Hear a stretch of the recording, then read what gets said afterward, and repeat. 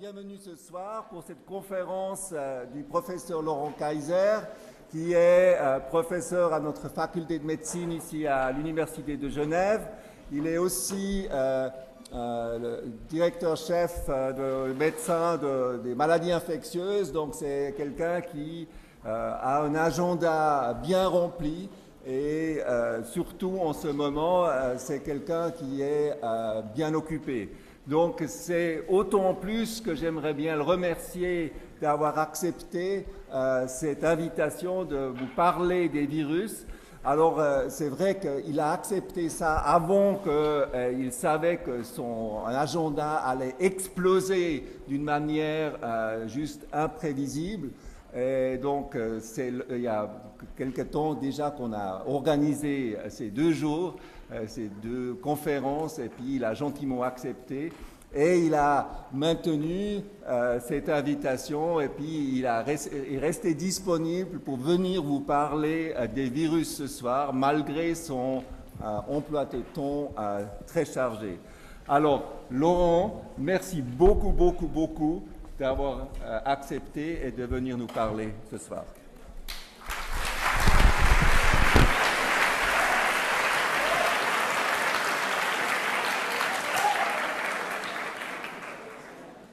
Bonsoir tout le monde, je suis impressionné du monde, j'espère que je vais réussir à vous tenir réveillés ces 45 prochaines minutes et que les applaudissements auront lieu plutôt à la fin qu'au début. Ce que je vais faire aujourd'hui, c'est parler de l'émergence de nouveaux virus, et j'ai mis exprès en tout petit « Faut-il en avoir peur ?», parce que c'est un titre qui a été choisi par la communication, et vous savez qu'en ces temps, on est plus submergé de communication. Ce que je vais essayer de faire, c'est plutôt de revenir aux bases, parler un peu de biologie, puis essayer de rendre ces petites bêtes un peu plus humaines, et puis pourquoi pas les dompter. Donc, quand on parle de virus, on a affaire en fait à des compagnons de tous les jours, des infections que vous connaissez tous, semaine après semaine, mois après mois. C'est le rhume, les pharyngites et les bronchites, c'est la cause principale d'infection chez l'homme, c'est dans l'immense majorité des virus. Les verrues, par exemple, sont dues à des virus. Le bouton de fièvre que vous pouvez observer de temps en temps chez votre voisin, ce qu'on appelle communément les gastro, la mononucléose, etc. Donc en fait, ça fait partie de notre vie, c'est des parasites avec lesquels on vit et on doit vivre, et qui ne sont pas forcément des tueurs, donc il ne faut pas forcément avoir peur d'eux. Lorsqu'on va chez mes collègues comme Patrick, qui dessine le monde du vivant et qui sont bactériologistes, ils dessinent ainsi le monde du vivant avec un ancêtre commun, des bactéries qu'on appelle archéobactéries, des organismes qu'on est en train de découvrir, tout le monde des bactéries qui sont sensibles aux antibiotiques, les animaux, les plantes, puis là au milieu, souvent, mes collègues oublient de parler des virus. Ça dénote en tout cas un manque de respect vraiment pour ces petites bêtes et une raison de plus pour en parler. Alors pourquoi ils oublient? Probablement parce qu'ils considèrent que c'est un monde à part, essentiellement parce qu'il y a besoin d'une cellule pour survivre et ce n'est pas un organisme indépendant qui peut vivre simplement dans l'environnement s'il ne retrouve pas une cellule. Le matériel génétique aussi est un peu différent parfois des bactéries et autres, puisqu'il peut être fait d'ARN et non pas uniquement d'ADN, comme c'est le cas par exemple des cellules humaines. Donc c'est probablement pour ces raisons, et puis surtout parce que peut-être on ne peut pas les voir, que nos amis bactériologistes oublient les virus dans le monde du vivant. Je caricature un peu, mais voilà. C'est des organismes qu'on ne peut pas voir, comme je viens de dire, qui sont de très petite taille, de 10 à 100 nanomètres. Et puis la grande différence avec les bactéries ou avec les cellules humaines, c'est également des organismes qui codent pour très peu de protéines, qui ont un nombre très restreint de gènes. C'est donc totalement différent d'une cellule humaine qui peut avoir jusqu'à 25 000 gènes, une bactérie qui a 4300 gènes, par exemple, pour certaines bactéries comme l'E. coli. Ici, j'ai mis des exemples d'autres bactéries. Donc, on est dans un monde qui est totalement différent. Et ceci va imposer des contraintes à ce monde vivant, et imposer également des contraintes en termes d'évolution. L'autre chose importante dans le domaine de la virologie, il y a une quinzaine ou vingtaine d'années, quand j'ai décidé de me spécialiser en virologie, je me rappelle mon patron qui me disait « Mais tu es sûr de ce que tu veux faire? Personne ne s'intéresse au virus. » Voici la liste des vingtaines de virus qui ont été découverts ces 30 années. Vous voyez qu'il y a des agents qui font vraiment parler d'eux, tels que le HIV, etc. Et puis d'autres qui sont surtout des virus respiratoires, qui ont tous des noms un petit peu exotiques, que la plupart d'entre vous ne connaissent pas, mais qui vous affectent tous les jours. Pourquoi on a réussi à découvrir autant de virus ces dernières années par rapport au monde des bactéries? C'est essentiellement pour une raison, c'est la révolution technologique qui nous a permis de passer à des méthodes diagnostiques qu'on appelle moléculaires, où on détecte les acides nucléiques de ces virus, et qui a permis d'ouvrir la porte vers un monde totalement nouveau, et d'associer certaines maladies avec des nouveaux agents qu'on méconnaissait jusqu'à il y a quelques années. Donc vraiment un monde qui s'est ouvert également grâce à l'évolution technologique et ce qu'on appelle la biologie moléculaire. Et si vous cherchez à faire cet arbre de la vie, la raison pour laquelle nos collègues n'intègrent pas les virus dans l'arbre de la vie, c'est non seulement par manque de respect, comme je le disais, mais également parce que c'est assez compliqué à faire, et j'ai essayé de faire mon arbre de la vie des virus ici. Et vous voyez d'emblée qu'on va devoir faire plusieurs familles en fonction du type d'acide nucléique dont ils sont faits, qu'il s'agit d'ARN, il y a différentes formes d'ARN, on ne va pas aller en profondeur aujourd'hui. Il y a des virus qu'on appelle rétrovirus, qui ont la capacité de s'intégrer dans le génome humain, tels que le VIH, etc. Et si on complète cet arbre de la vie, on arrive à peu près à ceci, qui résume sur cette diapositive l'ensemble des virus que l'on peut reconnaître comme importants pour l'humanité actuellement. On pourrait rajouter peut-être un point d'interrogation en disant est-ce qu'on a la porte qui est encore ouverte vers de nouveaux agents infectieux? C'est clairement pas exclu, c'est ce qu'on va discuter ces prochaines minutes. Je vais commencer donc par une brève biologie des virus, essayer d'être aussi simple que possible sans non plus tomber dans la simplicité extrême. Mais la première chose qu'un virus aura besoin pour se répliquer, pour continuer sa multiplication, essayer de se transmettre, d'être encore vivant, c'est trouver sa cible. Et pour trouver sa cible, il faut qu'il trouve son récepteur, qui est schématisé ici. Et clairement, c'est la première étape la plus importante. Si le virus ne trouve pas sa cible, c'est-à-dire à sa surface, il va avoir des protéines ou des glycoprotéines qui vont devoir trouver leur récepteur et trouver une affinité, et qu'il ne rentre pas dans la cellule, il ne va pas survivre, puisque c'est un parasite cellulaire total. Donc la première étape, c'est vraiment de trouver cette cible. Et vous comprenez que cette cible va être différente d'une cellule à l'autre, et va déterminer également le type de maladie qu'on va observer, éventuellement également le tropisme du virus, c'est-à-dire est-ce qu'un virus qui trouve sa cible dans le système nerveux central va peut-être faire une méningite, et un autre qui trouve sa cible dans les poumons va se cantonner uniquement aux poumons. Donc ça, c'est la première étape très importante, mais ce n'est pas une étape suffisante. Si un virus s'accroche à la surface de votre cellule, mais que votre réponse et vos défenses immunitaires sont bonnes, et qui ne trouve pas un environnement propice, puisqu'en général, une cellule n'est pas là pour accueillir un étranger tel qu'un virus, il va être éliminé. Il faudra qu'il soit capable de conduire toute une série d'étapes que je schématise extrêmement ici. Tout d'abord, délivrer son matériel génétique dans la cellule, produire une série de protéines virales, répliquer ce matériel génétique, et j'ai mis ça en rouge parce qu'on va revenir là-dessus, parce que c'est une caractéristique importante des virus, et en particulier des virus qui ont comme matériel génétique l'ARN au lieu de l'ADN, pour produire ce qu'on appelle des nouveaux virions, des nouveaux virus, qui vont conduire ensuite à de nouveaux cycles et à perpétuer la survie de cet agent infectieux. Arrêtons-nous un moment sur cette réplication du matériel génétique, puisque c'est vraiment la caractéristique principale sur laquelle va reposer l'évolution de ces virus. Lorsqu'on est dans une cellule humaine et qu'on schématise au maximum, lorsqu'on a du matériel génétique et qu'il y a une multiplication cellulaire, c'est probablement en grande partie vrai également pour les bactéries, vous avez une réplication fidèle du matériel génétique. Lorsque vous avez un virus, et c'est surtout de cela dont on parle aujourd'hui, à ARN, donc acide ribonucléique, matériel génétique qui n'est pas fait d'ADN à la base, lorsqu'il va y avoir une réplication, la plupart de ces virus, ou tous, sont dépendants, à un moment donné ou à un autre, d'une enzyme qui est d'origine virale. La caractéristique de cette enzyme, c'est qu'elle n'est pas tout à fait fidèle, elle va faire des erreurs, elle va introduire ce qu'on appelle des mutations.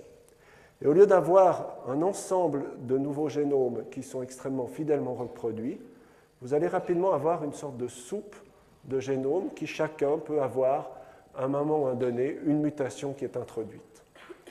Le fait d'accumuler des mutations n'est pas forcément favorable. La plupart de ces mutations sont délétères et vont conduire à l'extinction de ces virus. Néanmoins, vous comprenez que vous assurez ici d'emblée une caractéristique principale de cette réplication, c'est une diversité énorme. Cette diversité a potentiellement des avantages pour la survie du virus qui peut acquérir de nouvelles propriétés. Et quand je dis de nouvelles propriétés, ce n'est pas forcément des propriétés qui font peur, c'est des propriétés, par exemple, en termes de transmission, etc. On reviendra sur ceci plus tard. Une autre façon l'autre chose importante qu'il faut dire lorsqu'on a ce phénomène, c'est que c'est une évolution lente qui va se faire au fil du temps, mais qui est relativement lente. Une autre façon, c'est d'échanger des gènes. C'est une évolution brusque où certains virus, tels que le VIH, est un maître pour ça. Lorsque quelqu'un est infecté par 2 virus VIH différents, va échanger des gènes et on va se retrouver avec une sorte de cassure antigénique. Vous avez, si vous voulez, un hybride entre 2 virus. Et vous comprenez que ceci peut conduire à des changements de phénotype, à des changements de comportement du virus qui sont assez importants. Pour le virus de la grippe, c'est encore plus subtil, puisque le virus de la grippe est fait de 8 gènes qui sont segmentés, et il peut quasiment, comme un jeu de cartes, échanger ces gènes lorsque un individu ou un animal est infecté par 2 virus différents. Donc ça, c'est une source de variabilité très importante, et si ceci arrive, vous pouvez par exemple échapper à un vaccin ou à un antiviral. Le virus de la grippe, dont on va se parler un peu ces prochaines minutes également, combine toutes ces astuces, vraiment il est capable de mutation, il peut échanger des gènes, et il a, surtout une chose dont je vais parler par la suite également, un immense réservoir animal qui est une sorte de grand bouillon de culture dans lequel peut émerger de nouveaux variants. L'autre chose qu'il faut avoir en tête, c'est que certaines infections virales sont transitoires, comme celle de la grippe par exemple, elle va durer que quelques jours. Et pour se transmettre, la fenêtre d'opportunité est relativement courte, et en général, c'est au moment des symptômes. Par contre, pour d'autres virus, tels que l'hépatite C ou le VIH, ils sont capables, pour assurer leur transmission, qui n'est pas facile, transmettre et faire une pandémie avec des virus qui sont transmis par les muqueuses sexuelles, par exemple, demandent des stratégies particulières, et les stratégies que ces virus ont développées, c'est de créer des infections chroniques. Et en faisant une infection chronique, vous vous offrez des opportunités de transmission qui s'étendent sur des années et qui permettent votre survie. Tout ceci pour dire que ces virus ont donc une capacité évolutive qui est très importante, mais ils n'ont pas de cerveau, ils n'ont pas de stratégie. En fait, vous avez affaire à un grand phénomène de hasard. Mais ils ont la capacité d'évoluer, donc de s'adapter, d'échapper par exemple à la réponse immune. Si vous avez eu un vaccin et que le virus change, il va pouvoir échapper à cette réponse immune. Il va changer ce qu'on appelle son phénotype, il va peut-être être plus apte à causer des maladies plus sévères ou bien à atteindre tel ou tel organe ou à échapper à un antiviral. Et puis, chose très importante sur laquelle on va revenir, il peut aussi, à partir d'un réservoir animal, lorsque vous avez un virus qui touche les animaux, se transformer pour rentrer dans l'espèce humaine. Et lorsqu'on va avoir des épidémies qui sont dues à des virus qui viennent du monde animal ou de nouveaux virus, il faut donc plusieurs conditions. Et les conditions indispensables, ce n'est pas seulement d'avoir un virus méchant, mais c'est surtout d'avoir un virus transmissible. N'importe quel virus qui soit méchant, s'il n'est pas transmissible, il n'est pas dangereux pour l'espèce humaine. Il faut se créer des opportunités de transmission, comme je vous l'ai montré. Et puis, très important, il faut pouvoir entrer dans une population qui est non immune. Si vous avez par exemple un virus de la grippe dans lequel vous êtes vacciné, même s'il est extrêmement dangereux, si vous êtes vacciné, vous allez être protégé s'il ne change pas la protéine à sa surface. Même si dans son sac à dos, il a des armes extrêmement méchantes, il sera incapable de vous rendre malade si vous avez une protection immune. Un point important lorsqu'on discute de virus émergents, c'est ce réservoir animal. Et ce réservoir animal est comme un spectre qui peut exister autour de nous, mais entre les animaux et l'homme, il y a ce qu'on appelle la barrière des espèces. C'est par exemple ce récepteur que je vous ai montré au début. Si vous êtes un animal, vous avez des récepteurs différents si vous êtes si vous êtes un humain. Et ceci va d'emblée empêcher certains agents infectieux de vous infecter, même s'ils sont présents autour de vous en très grande quantité. Cette notion de barrière des espèces est extrêmement importante. C'est un obstacle réel à l'adaptation au monde humain. C'est d'autant plus important que lorsqu'on regarde la microbiologie, on peut comprendre qu'environ 80% des grandes familles de virus ou des espèces de virus sont partagées entre l'homme et l'animal. Ce n'est pas toujours exactement les mêmes, mais vous avez des virus extrêmement similaires qui sont partagés entre l'homme et l'animal. C'est la même chose pour tous les autres agents infectieux. Aujourd'hui, on se concentre sur les virus, mais c'est la même chose pour un grand nombre de bactéries, pour les parasites.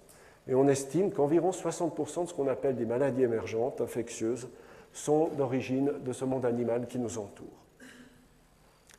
Cette barrière des espèces est extrêmement puissante. J'aime beaucoup cette diapositive parce qu'elle illustre la variole chez un enfant. C'est une maladie qui a disparu de la planète. La variole chez une souris et la variole chez le chameau. Vous voyez que la présentation clinique est tout à fait similaire. C'est des virus qui sont extrêmement proches sur le plan génétique, mais qui ont quelques petites différences, quelques mutations de différence. Et si vous prenez le virus ici du chameau et que vous l'inoculez à l'humain, vous n'allez pas avoir d'infection. Par contre, on peut imaginer que s'il accumule certaines mutations, ça pourrait avoir lieu.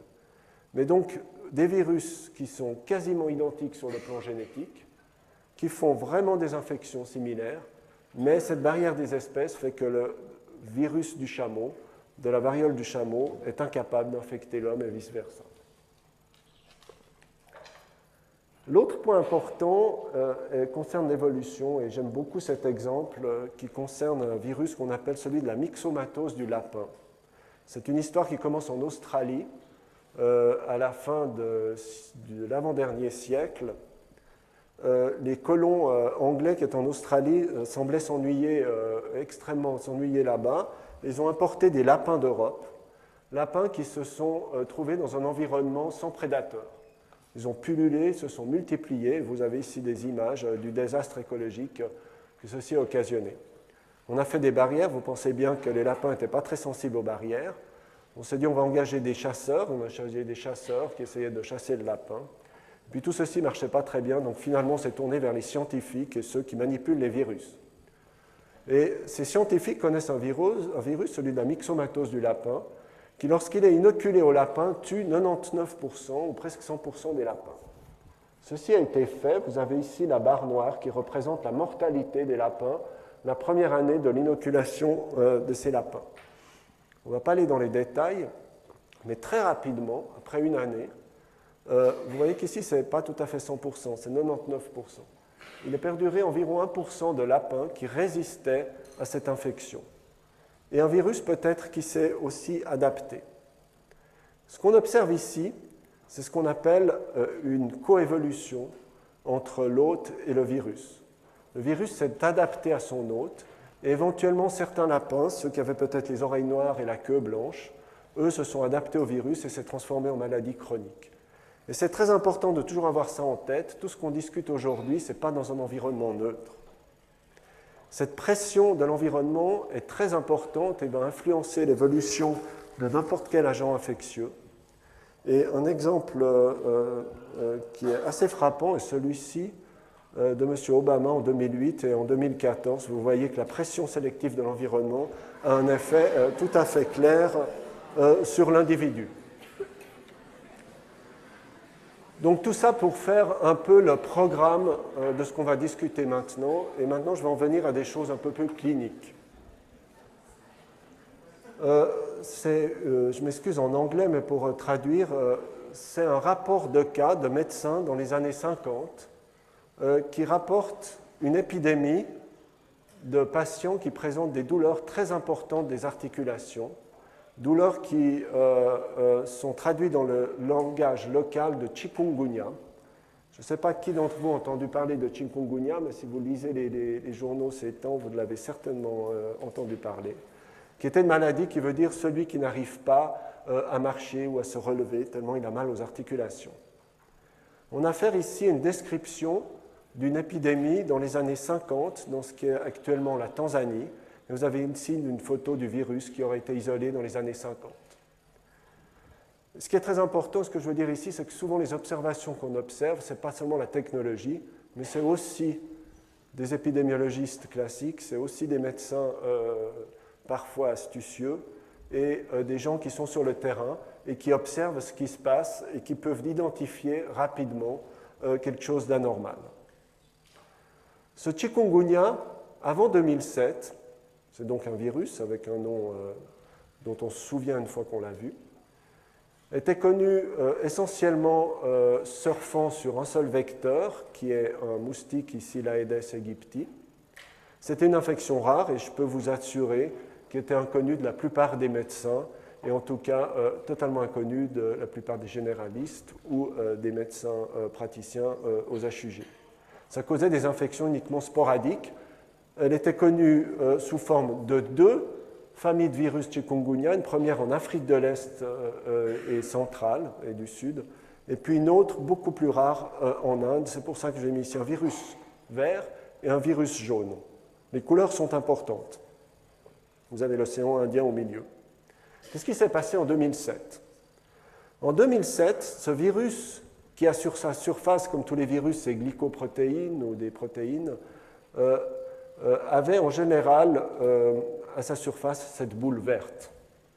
Suite à une mutation, apparaît au lieu de la boule verte un petit triangle rouge qui simplement symbolise l'apparition du changement de cette glycoprotéine. Les conséquences sont assez subtiles. Le virus s'est adapté facilement à un nouveau vecteur qui est l'Aedes albopictus, qui est un moustique, qui lui-même s'est développé de manière très intense dans différentes régions du monde. Et la différence, c'est que lorsqu'il avait cette mutation, il semble que le virus est capable de se répliquer 10 à 100 fois mieux dans le moustique. Ça fait que quand vous êtes piqué, vous êtes exposé à 10, 100 fois plus de virus. Ça facilite donc la transmission. La conclusion, excusez-moi, est celle-ci, c'est que le vecteur qui était très présent à l'île de la Réunion s'est développé. Suite à l'apparition de cette mutation, il y a eu une explosion. Et à la Réunion, qui coûte environ 700 000 habitants, environ un tiers ou plus de la population a été infectée avec une mortalité qui était relativement conséquente, en particulier chez les femmes enceintes. Donc tout d'un coup, un virus qui apparaît et vous avez 30 à 40% d'une population qui est touchée, ce qui est phénoménal.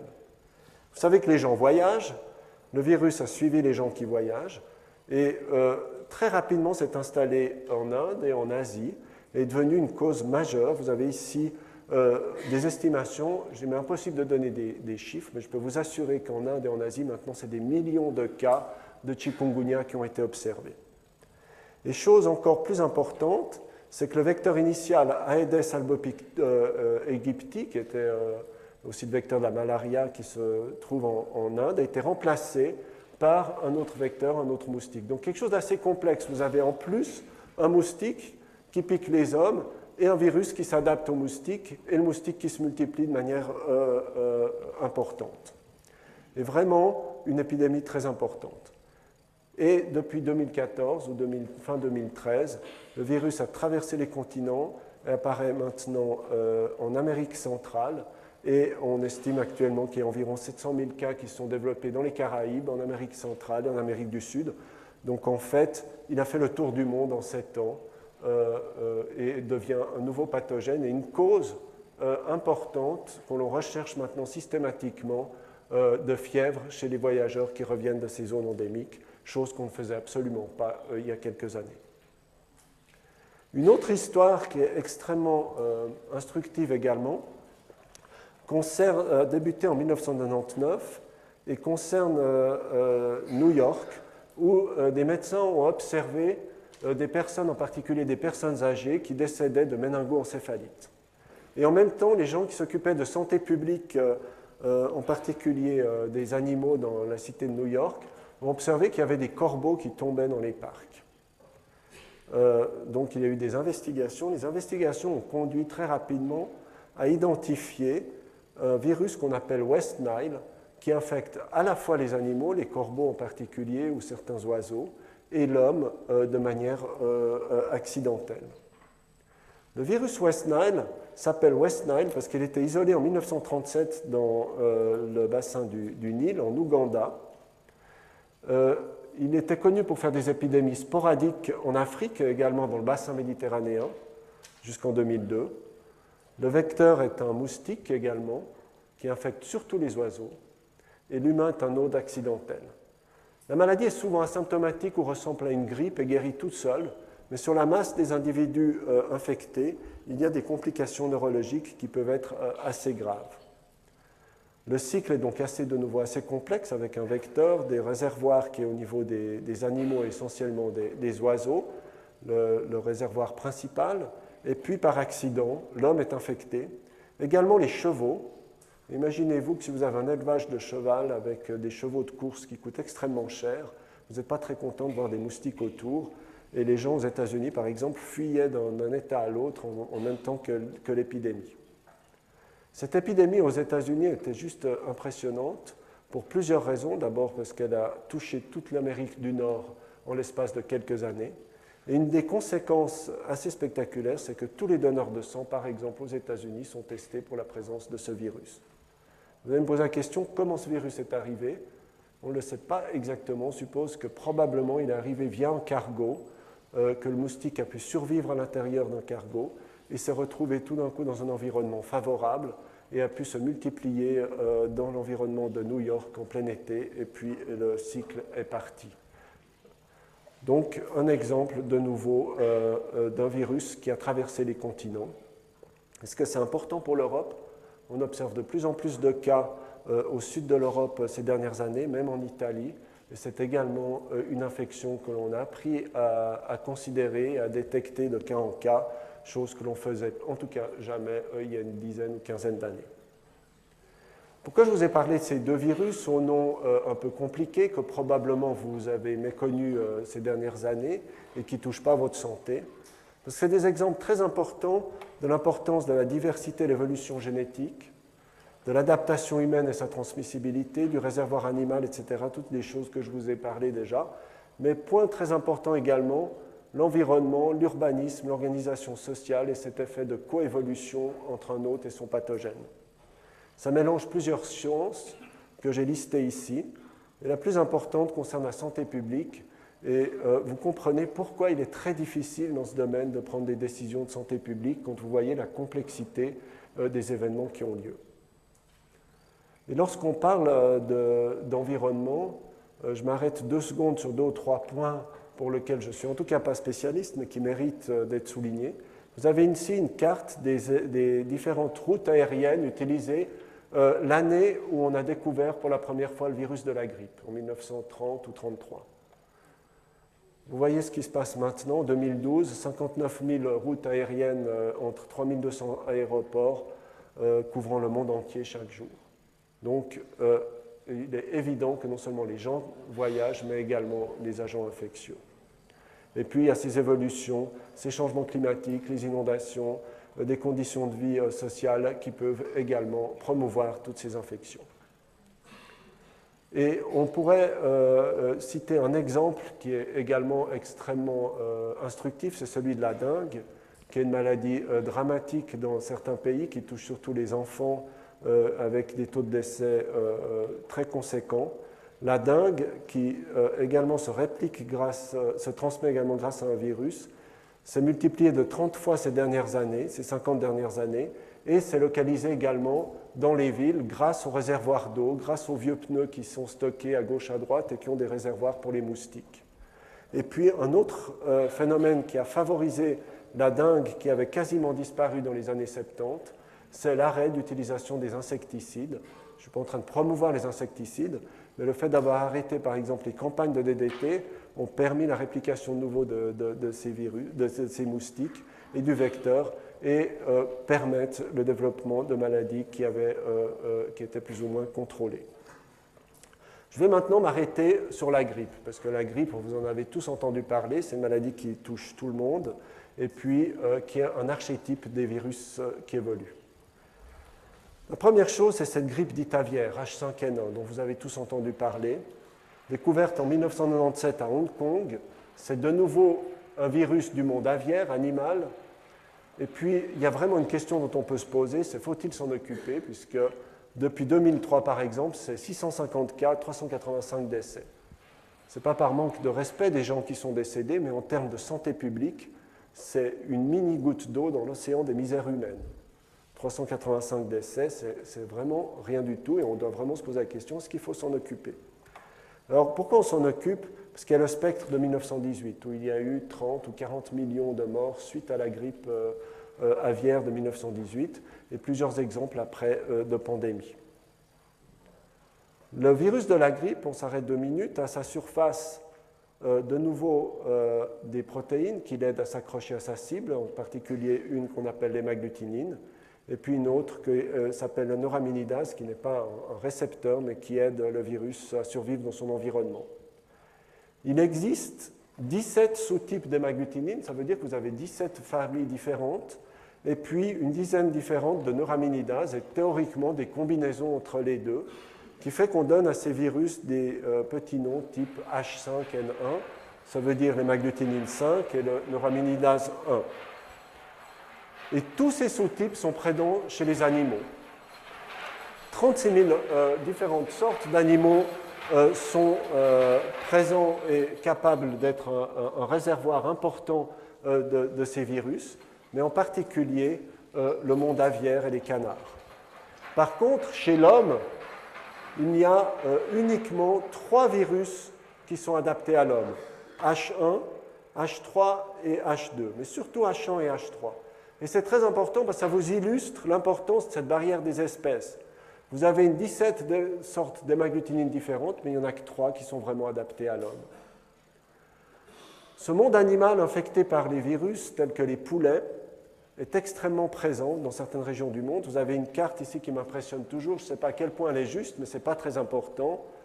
C'est la densité de poulets au mètre carré dans certaines régions d'Asie. Ici, vous avez jusqu'à 20 000 poulets au kilomètre carré. Vous imaginez que si ces poulets sont infectés par la grippe, c'est un réservoir, un incubateur pour favoriser l'émergence de nouveaux virus. Alors, depuis une quinzaine d'années ou plus que ce virus de la grippe aviaire circule, vous avez ici un arbre généalogique de ce virus, c'est l'évolution génétique de ce virus. Il a changé, sans arrêt changé, il a évolué. C'est ce qui fait peur aux gens de santé publique, se dire est-ce que cette évolution perpétuelle, l'accumulation de ces mutations sans arrêt, va conduire à l'émergence d'un virus dangereux pour l'homme? Il faut quand même se rendre à l'évidence, actuellement, c'est un virus du monde animal, ce n'est pas un virus humain, et malgré une vingtaine d'années, il n'a pas réussi à rentrer dans l'espèce humaine. Mais il évolue, et beaucoup d'évolutions conduisent à l'extinction de certaines souches de ces virus. Alors pourquoi ça ne s'est pas passé? Pourquoi cette barrière des espèces entre l'homme et l'animal n'a pas eu lieu? Il y a plusieurs raisons qui sont importantes en termes de la biologie. C'est que toute modification génétique nécessite de surpasser certaines contraintes fonctionnelles. Rappelez-vous, il y a très peu de gènes dans ces virus, donc ils ne peuvent pas faire n'importe quoi.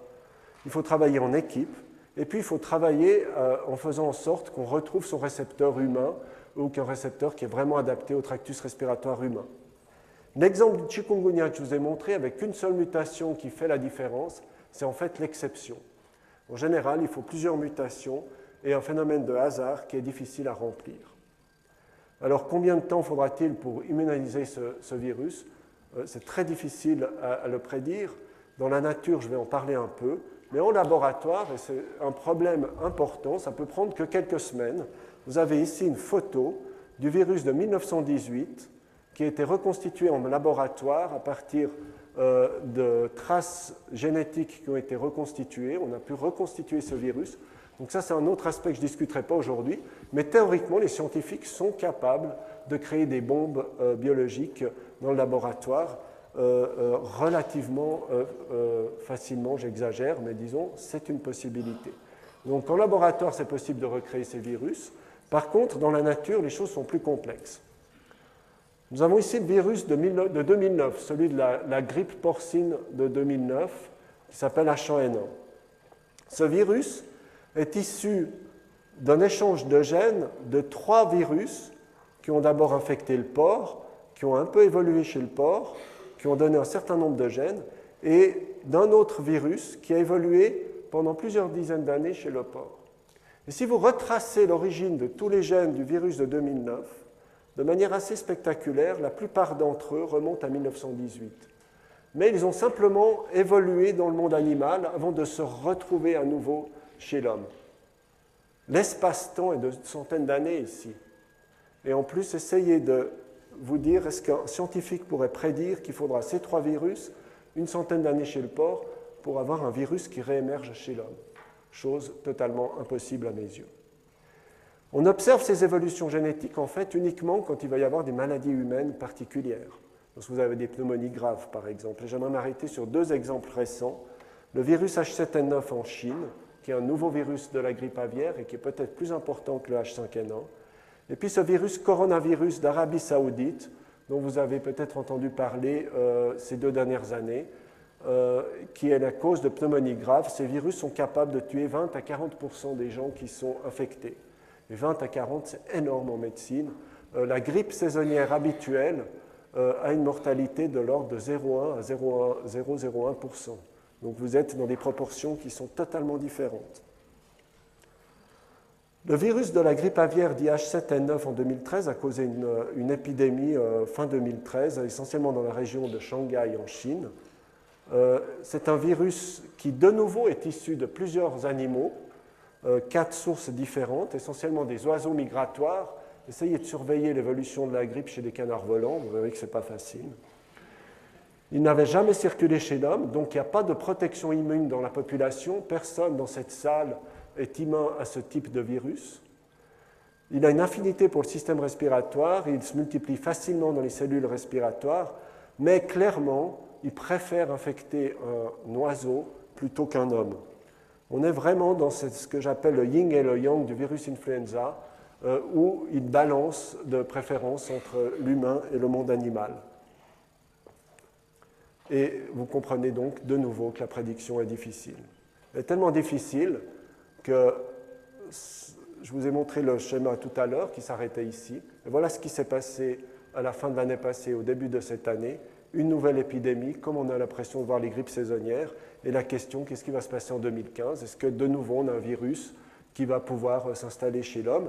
Pour l'instant, il est confiné dans une zone géographique, mais vous imaginez que la Chine, c'est une zone géographique qui est extrêmement peuplée, avec des échanges de population énormes, et donc un endroit idéal pour faire germer une épidémie. Le coronavirus dont je vous parlais tout à l'heure, qu'est-ce que c'est ces coronavirus? En fait, si quelqu'un a le rhume dans la salle actuellement, je suis sûr qu'il y a plusieurs dizaines de personnes, il y a à peu près 9 chances sur 10 que ce soit un coronavirus. Il y a 4 espèces humaines, on s'en fiche des petits noms ici, ça c'est plus pour les biologistes, pour donner l'impression qu'on est intelligent et qu'on est incompréhensible. Mais c'est la seconde cause d'infection des voies respiratoires. Il y a 2 espèces zoonotiques, une en 2003 qui s'appelle le SARS, pour ceux qui s'en rappellent, et celle dont je vais parler maintenant. Et le SARS, c'est une expérience très particulière qui a commencé à Hong Kong avec une personne infectée. Et juste un exemple, cette dame ici, qui était dans le même hôtel qu'un médecin chinois qui avait pris soin de patients infectés par le SARS, se sont croisés uniquement, probablement dans le même étage de l'hôtel, puisqu'ils habitaient dans le même étage, mais ils n'avaient aucune relation.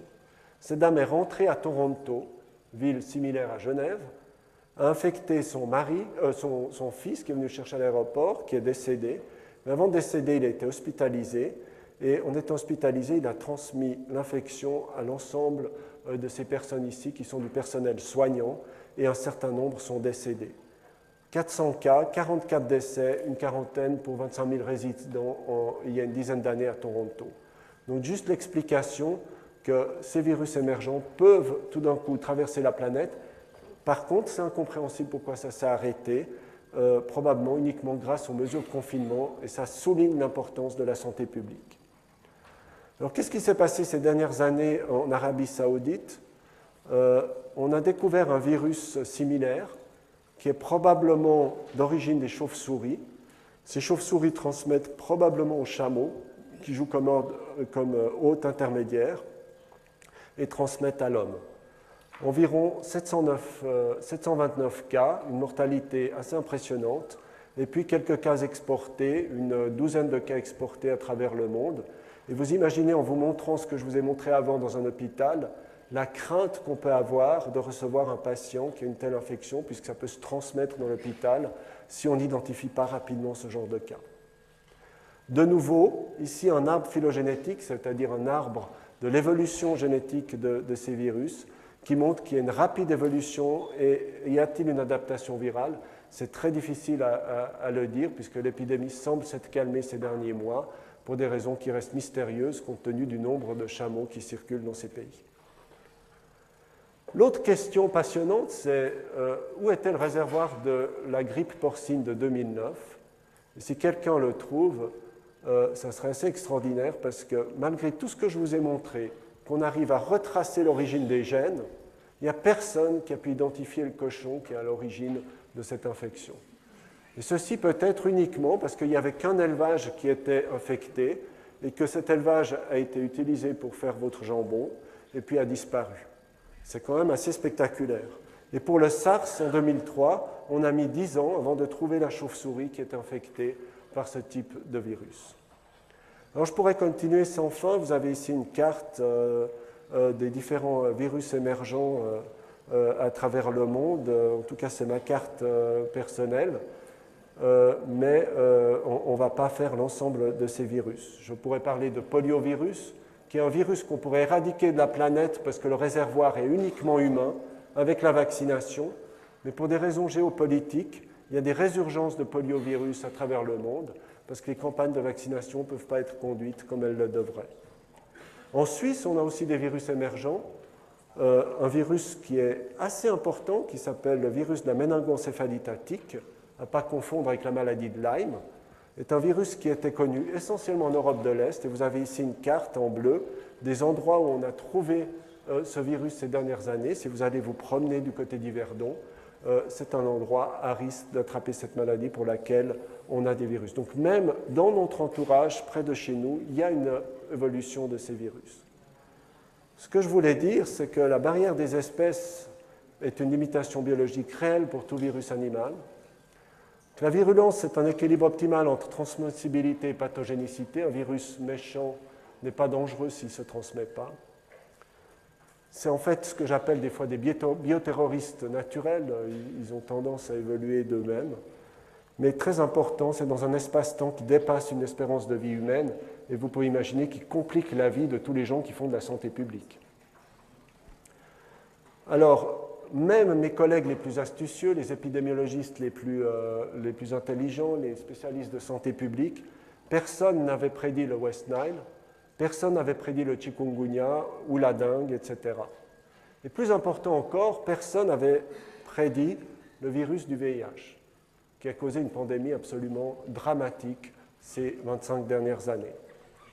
Et si vous remontez au VIH, il y a plusieurs publications qui analysent le cousin du VIH, c'est les singes, qui montrent que probablement ce virus a évolué pour environ 32 000 ans ou des dizaines de milliers d'années chez les primates, avant que, grâce à des contacts sporadiques, il arrive à infecter l'espèce humaine.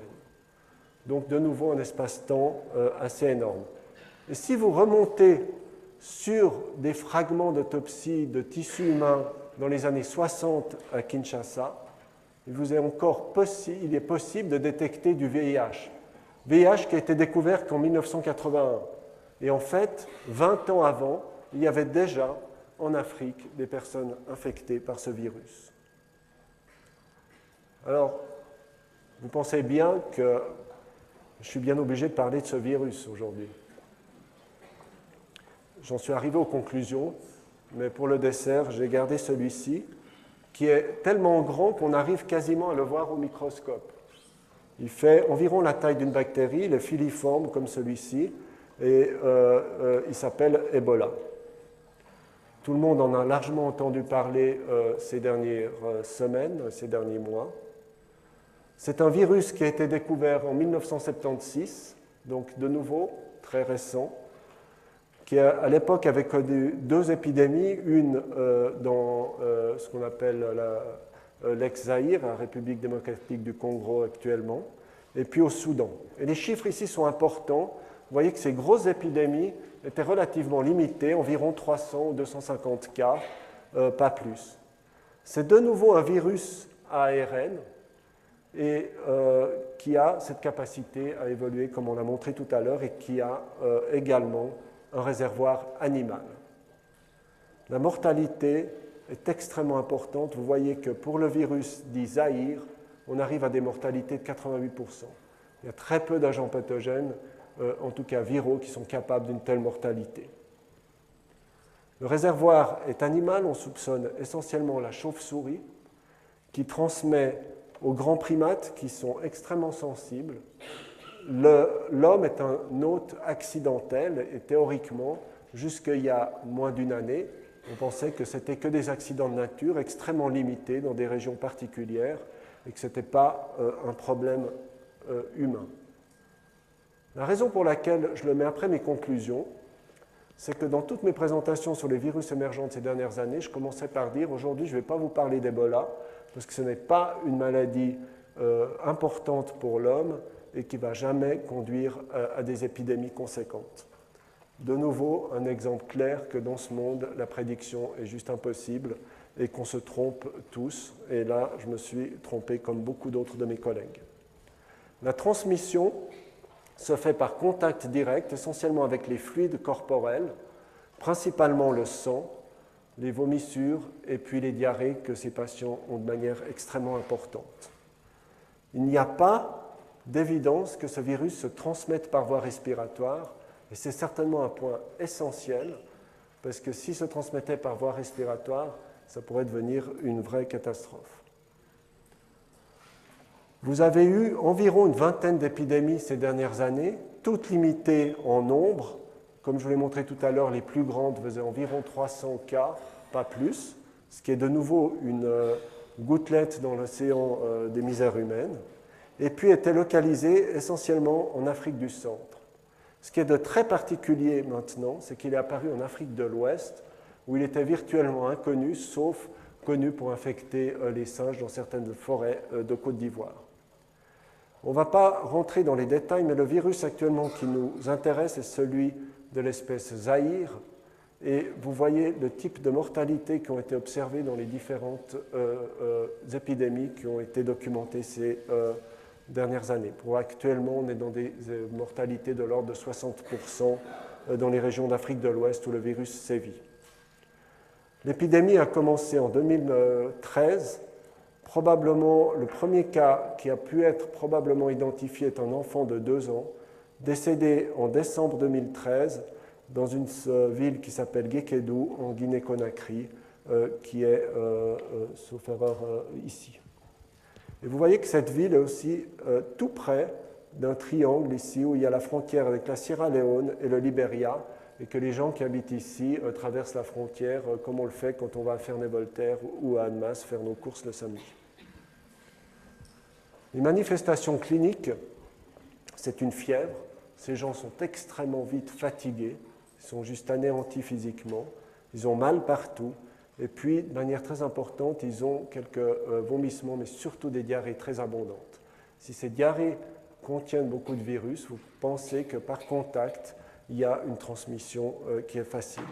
Et ils décèdent de ces complications multiples avec une atteinte de multiples organes. Il y a donc une excrétion potentiellement assez abondante du virus sur les organes malades, chez les gens malades. Et si vous avez des contacts rapprochés, et en particulier lorsque quelqu'un décède, des rites funéraires qui font qu'on touche les corps et qu'on s'occupe des gens non seulement malades avant qu'ils décèdent, mais également lorsqu'ils sont décédés, par respect et par culture, vous avez des opportunités de transmission qui sont énormes et qui peuvent tout d'un coup affecter des familles entières. Les chiffres valent ce qu'ils valent, mais ce qui est important, c'est de voir les courbes.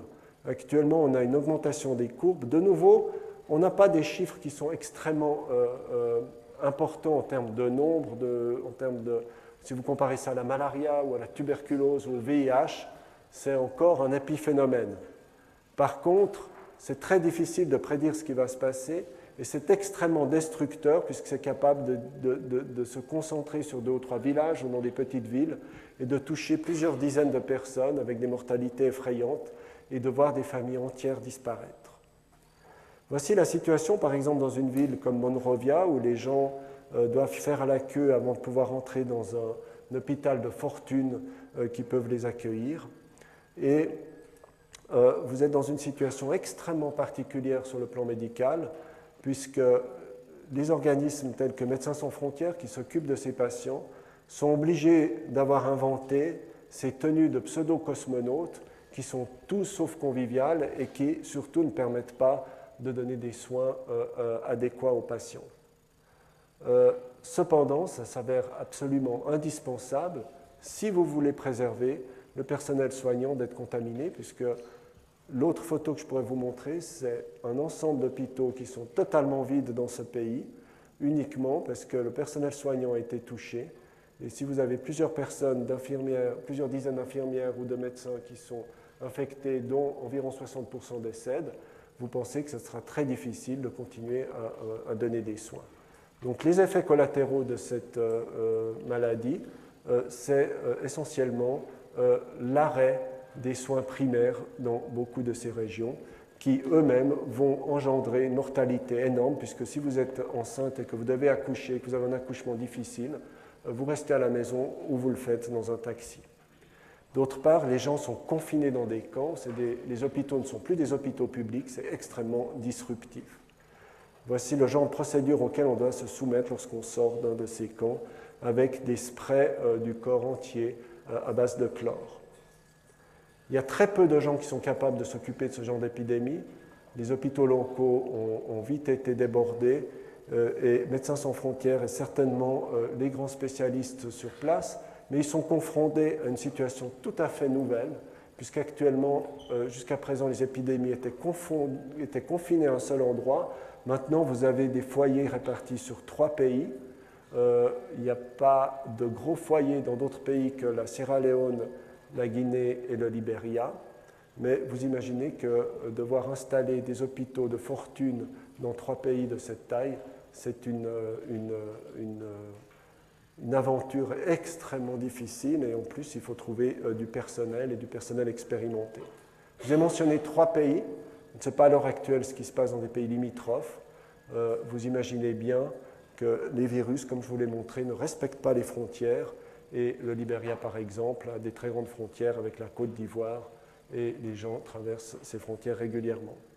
L'OMS a réagi de manière importante ces dernières semaines en engageant des moyens absolument considérables pour essayer de répondre à cette crise qui, à mon avis, est une crise majeure de santé publique, une évolution virale, un virus émergent qui surprend tout le monde par son ampleur, qui surprend par sa gravité.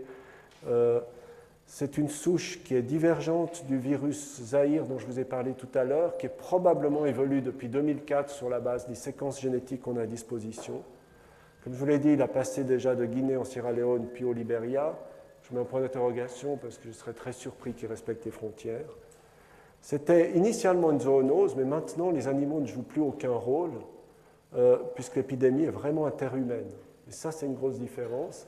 C'est que même si de temps en temps des animaux vont pouvoir infecter l'homme, actuellement ce qui se passe, c'est d'homme à homme, l'animal ne joue aucun rôle. Il y a clairement déjà une variation génétique, on peut voir évoluer ces virus. C'est très peu connu puisque vous imaginez que c'est difficile d'exporter du sang d'un patient Ebola positif et de l'analyser dans des laboratoires adaptés. Mais le risque, c'est une adaptation et le passage à un virus qui s'adapterait à l'homme et peut-être aurait d'autres façons de se transmettre, et on l'espère en tout cas qu'il ne va pas s'adapter au tractus respiratoire pour devenir un virus de type respiratoire. C'est des défis multiples de santé publique, des soins médicaux qui sont extrêmement difficiles, comme vous voyez les tenues de cosmonautes qui sont utilisées, et on n'a pas de traitement efficace. L'espoir repose, à mon sens, essentiellement sur un vaccin qui est la seule intervention de santé publique qui pourrait faire la différence rapidement. Voici un peu la face humaine de cette maladie Ebola, qui par ailleurs touche également les grands singes aient été identifiés comme une cause qui pourrait décimer certaines populations de singes dans les forêts d'Afrique. Je vous remercie pour votre attention.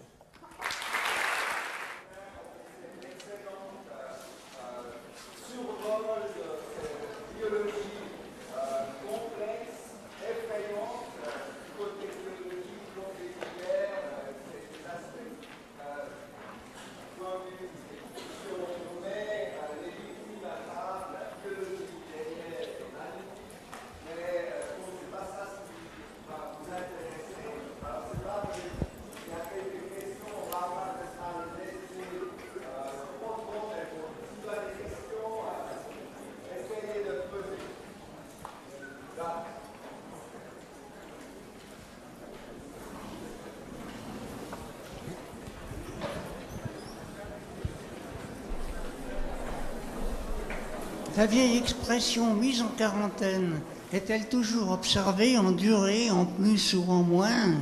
Excusez-moi, reposez. L'expression mise en quarantaine Oui. correspond toujours à une durée effectivement impérative, en plus ou en moins?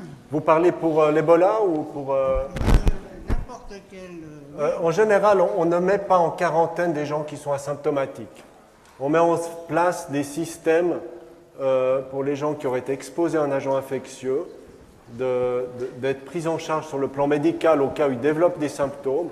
Mais par bonheur, pour beaucoup de ces maladies, sans symptômes, vous n'êtes pas infectieux. Donc la quarantaine est vraiment une mesure de santé publique qui est vraiment utilisée avec extrêmement de précaution et qui, à mon sens, en particulier pour l'Ebola, n'est vraiment pas utile. Ouais. Voilà, bonjour. Bravo et félicitations pour cet exposé extrêmement intéressant et brillant. Vous ne serez pas surpris que je vous interroge sur Ebola, puisque c'est d'actualité. C'était assez impressionnant ce qu'on a vu à la télé, que vous avez bien montré. La seule mesure actuelle de protection, c'est ces scaphandres d'astronautes. Et vous imaginez qu'en Afrique, aujourd'hui où l'épidémie sévit, il est difficile de distribuer des scaphandres à toute la population. Alors, est-ce que, à part ça, vous ne pensez pas qu'il puisse y avoir d'autres formes de prévention et de protection? Est-ce qu'il est possible d'imaginer des substances un peu comme ce qu'on connaît bien à Genève, ces solutions hydroalcooliques mélangées peut-être à des solutions antivirales, plus accessibles aux populations, déjà pour protéger les populations dans les zones environnantes, en attendant de voir si les vaccins ou les sérums peuvent être efficaces. Parce que là, on est apparemment plutôt désarmé. Est-ce qu'il n'y a pas d'autre solution? Je pense que vous soulignez un point très très important. Sur place, il est inimaginable de continuer avec des moyens de protection comme ça sur l'ensemble des pays qui sont affectés. Je crois que la seule solution passe par... mais je ne suis pas un spécialiste de santé publique et je crois qu'il faut rester assez humble dans le genre de déclaration qu'on peut faire dans ce cadre d'épidémies qui sont imprédictibles et qui mélangent de multiples facteurs qui sont difficiles à faire interagir. Mais un point important et essentiel, c'est probablement respecter une hygiène des mains, comme vous le mentionnez, une hygiène de contact dans les soins médicaux, qui doit être élevée au plus haut niveau possible. Et si déjà ceci était atteint, je crois qu'on gagnerait rapidement sur l'épidémie, parce que vraiment le contact est essentiel. Il n'y a pas besoin de solutions modernes comme on a ici.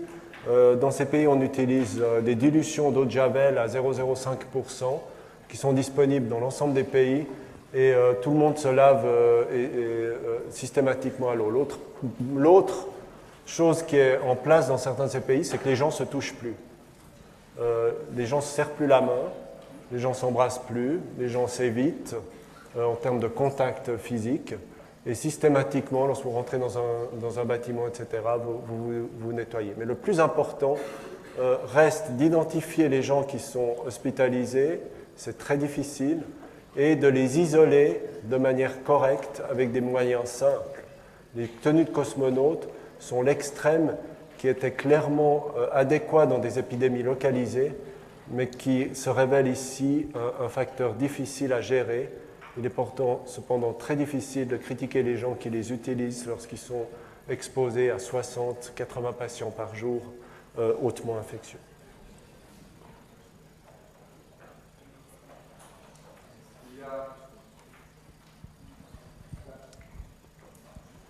Merci pour cette présentation très intéressante. Et par rapport à Ebola et Genève, qui est un peu la Mecque des organisations humanitaires, et avec un déploiement important d'employés, de délégués santé dans ces 3 pays que vous avez cités, Sierra Leone, Libéria et en Guinée, disons, si par malchance ce personnel médical s'infectait, est-ce que Genève a la capacité après de les rapatrier, puis disons d'assurer l'isolement et le traitement adéquat de, disons, peut-être un nombre relativement important de délégués? Oui. Merci, ou de personnes d'une façon générale. Merci. Alors, tout à l'heure, quelqu'un parlait de mon agenda. Vous pouvez imaginer à quoi on était occupé ces dernières semaines. Mais j'étais ici aujourd'hui pour parler des virus émergents.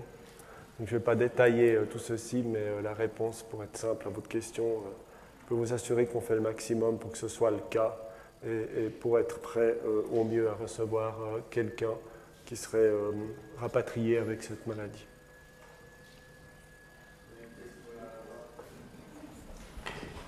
Salut Laurent.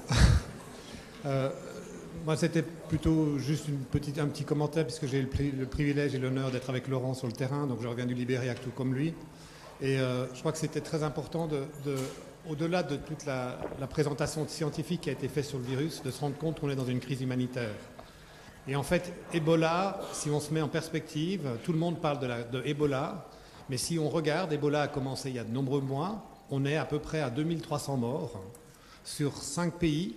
Si vous mettez Haïti, 60 secondes, 250 000 morts. Ce qui tue, c'est la crise humanitaire qui est provoquée par Ebola. Ce qui tue, c'est la psychose mondiale qui s'est installée par rapport à, non seulement dans la communauté internationale où les organisations ne veulent pas aller, et aussi la psychose qui s'est installée dans le pays à proprement parler par une rupture totale du système de santé. Je disais à la radio hier, 43% de la population au Libéria, et c'est la même chose dans les pays avoisinants, a en dessous de 15 ans. Vous y ajoutez les femmes enceintes, les femmes allaitantes, vous êtes à la moitié de la population. Et en fait, ce qui a fait le berceau de l'éclosion de cette épidémie, c'est la faiblesse et l'absence de système de santé qui était déjà existant. Donc c'est évident que ce que disait Laurent par rapport à ça, on doit absolument promouvoir les choses. Et c'est du reste ce que va faire l'aide humanitaire suisse, puisque l'aide humanitaire suisse doit vraiment s'engager très fortement dans ce domaine-là. Merci Olivier pour vous présenter. Olivier Agon est le médecin responsable de l'aide humanitaire suisse aux hôpitaux universitaires de Genève.